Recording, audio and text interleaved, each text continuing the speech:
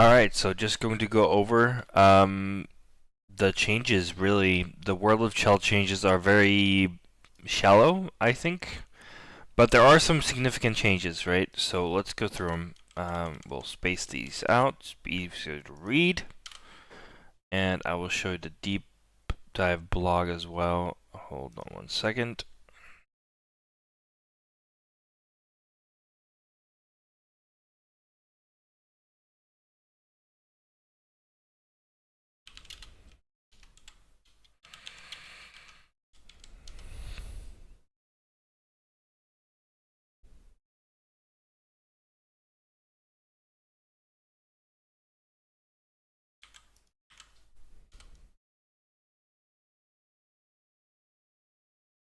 Alright, so live events, right? It's basically all the arcadey stuff has moved into live events. I don't really care, honestly.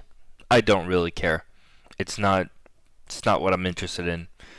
Pro-Am used to be a vehicle to get easy XP to level up. We're going to get to that later, but for now, just does not interest me whatsoever. Here is where it gets juicier. Okay, all X factors and boosts are now unlocked at player level 1, which means you don't have to grind. You don't have to grind at the very start, with adjustments made for balance. Okay, so balance has been increased, I think. I'm not so sure, but we'll see. Speed, acceleration, and agility boosts have all been removed, but they've been adding +2 attribute points to default ratings in all custom loadouts for these attributes. So instead of having the boosts, you already have them built into the loadout default rating. So you kind of have the boost, but you don't. So you can actually use more diverse boosts, I guess. The default, well, the meta was basically speed and excel, and for the boosts, and you always had to have elite edges. Elite edges was like you could not really. What you would see is elite edges. You would see gold 1T. Those were the only ones. Like if you were truly meta, those were the only ones. And elite edges silver was like mandatory if you didn't have it as a gold trait. So they've removed the elite edges zone and superstar abilities from custom classes in World of Chel to create more variety and balance within a mode. So this is going to diversify the meta. It's not there's not going to be a clear meta, not to start anyway. People will min max the shit out of this anyway because that's how people work, right? But there's no clear going into NHL 25. There's no clear meta because Elite Edges is gone, and speed, acceleration, and agility boosts are all gone too. So we're going to see some. You're going to see more like personal preference.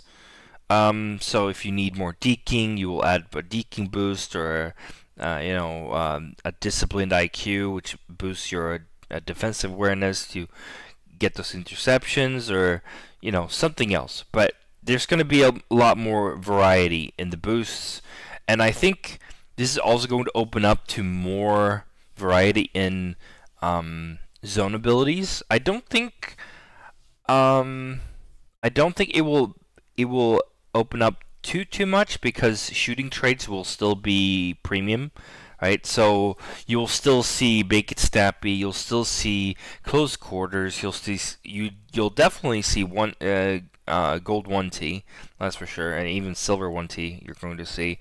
I'm pretty sure we'll see silver shutdown, silver and gold truculence, even though it's banned in some leagues.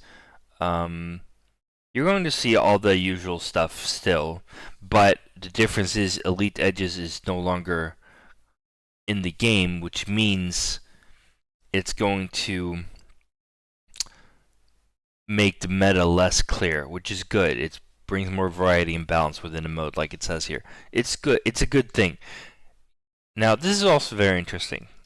Custom classes will now receive additional attribute points each new season. So the longer you play, For each new season, you'll get more additional points to distribute on your build. Now, I hope that it's how I hope that it's based on how many seasons you've played, so that there is an incentive to start early rather than coming in like February or March next year and just getting all the attribute points. But we'll see. I don't know how they will balance this, but they will carry over, right? So enabling you to progressively enhance your attribute ratings throughout the year. Yeah, so you'll have a, let's say you start at 86 overall, you'll at the end of it all you will be at like 90 overall or something like that. Special characters will no longer be restricted to the loadouts. Okay, so you can use the Wolfman and just use your custom loadout. Okay, that's pretty cool. So just use them as cosmetics. I don't mind that. If people want to do that, that's fine. This is a very minor change in my opinion. Shell coins. Shell coin rewards are now automatically updated, eliminating the need to open them in bags. This streamlined process applies to placement reward, player rank tier rewards, and end of season rewards. This is not much of a concern, honestly. What's more concerning was the store taking forever to load. Right? They need to fix the store. They need to make it more. Like, I have 400,000 something coins that I can't use because, well, not coins. What was it called? The bronze things that you get when you level up, right? I have over 400,000 of those, and I can't spend it on anything because there's nothing in the store to spend it on, right? So,